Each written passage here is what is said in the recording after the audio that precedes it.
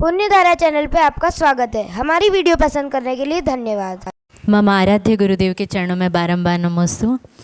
भगवान, आपने आचार्य भगवान की छाया में कई सारी विद्याएं सीखी। धर्म के पथ पर तो आप आगे बढ़े ही, किंतु आप ज्योतिष जानते हैं, आप वास्तु जानते हैं, आप स्वर विज्ञान जानते हैं, आप अन्य कई भाषाएं भी जानते हैं। तो भगवान, मेरा प्रश्न है कि एक श्रावक को सफल धर्ममय स्वस्थ जीवन जीने के लिए कौन सी विद्याएं ज़रूर सीखनी चाहिए? बहुत अच्छा प्रश्न है।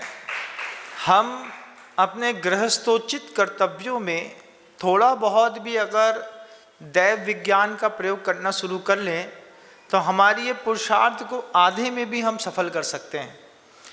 कैलेंडर देखा होगा आपने। कैलेंडर में छोटी सी चीज़ दिखाई देती है, साइड में लिखी हुई चौघड़ियाँ 1.5 घंटे की होती है, सुबह 6:30 बजे से शुरू होती है।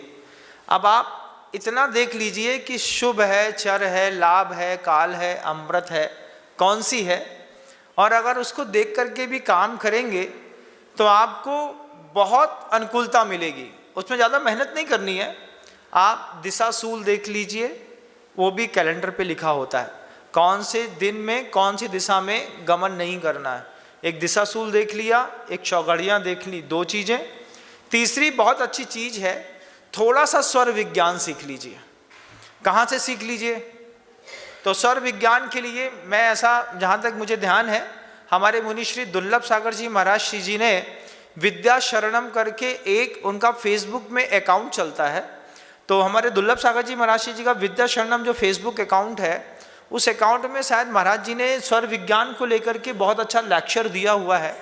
आप उसको सुनेंगे, थोड़ा सा स्वर विज्ञान पता चल जाए कि सैया से उठते वक्त कौन सा स्वर होना चाहिए, पहले कौन सा कदम उठाना चाहिए, घर से बाहर पहला कदम कौन सा रखना चाहिए, घर के अंदर पहला कदम कौन सा रखना चाहिए, किस स्वर के साथ पानी पीना चाहिए, कौन से चंद स्वर या सूर स्वर के साथ अपने को बात करनी चाहिए, अपना कौन सा भजन स्थान भारी होता है।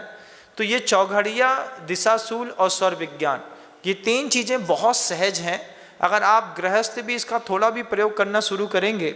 गुरुजी तो स्वर विज्ञान के वो महाज्ञाता थे कि दुनिया का हर काम वो जरा सी बात में स्वर देख करके करते थे और उनके सारे के सारे काम सफल होते थे। इस मामले में मुनि संघ बहुत आगे है। पूरे के पूरे मुनि संघ को स्वर विज्ञान को लेकर के, चूँकि गुरुजी से वो आगत परंपरा रही है, गुरुजी हमेशा हम लोग को सिखाते थे हर चीज़ों को, तो वो हम लोगों की सांसों में भी शामिल है। मैं चाहूँगा कि आप सभी लोग फेसबुक के अकाउंट में दुर्लभ सागर जी महाराज श्री जी का विद्या शरणम करके जो फेसबुक अकाउंट है, उसमें से स्वर विज्ञान का पाठ अगर आप देखेंगे तो आपको बहुत लाभ मिलेगा, आपको बहुत कुछ अच्छा सीखने मिलेगा। अदरवाइज यूट्यूब चैनल्स में भी बहुत सारे स्वर विज्ञान वैदिक संप्रदाय वाले भी बताते हैं। वो स्वर विज्ञान और जैनों का स्वर विज्ञान करीब करीब एक है, आप उसका भी प्रयोग कर सकते हैं।